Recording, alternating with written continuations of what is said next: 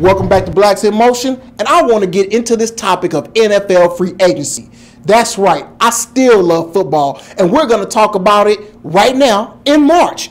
And like I said, free agency, what does that mean? That means guys get to change their teams, dress up in different uniforms, and possibly make a little bit more money.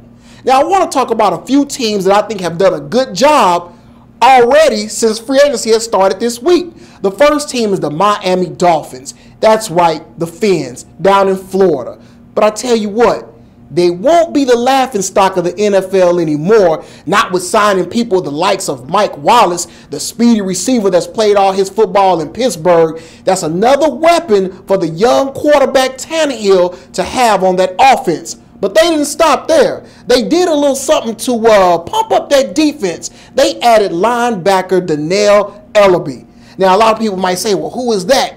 He was only the linebacker that probably had the best season over in Baltimore. Yeah, he was overshadowed by Ray Lewis and the last story of going out as a Super Bowl champ and all that. But Ellerbe by far was the best defender on that Ravens defense. Now, he's a Miami Dolphin. The other team I want to highlight is the Cleveland Browns. Yeah, the Cleveland Browns. I mean, they really been stinking it up over the last couple of years. But what? They have a lot of cap room money right now. And they signed who? Paul Kruger. And you might say, Paul Kruger? Yeah, that's right. Another outside linebacker from the Ravens. Look, the guy at times looked unstoppable. And now he's added to that Browns defense.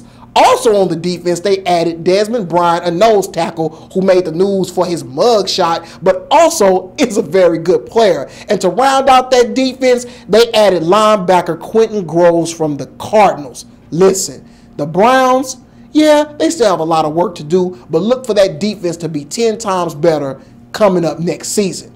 Now I'm going to throw around a few names in free agency that might have bounced around, and that may surprise you with their new homes. First, Reggie Bush. Since we were talking about the Dolphins, yeah, he's no longer down there in Florida. He's going uptown. Up, where? Detroit. That's right, the Detroit Lions. Look, their running back position has been shaky for a number of years. Now they're going to try to solidify Reggie Bush, who proved to be an every down back last year.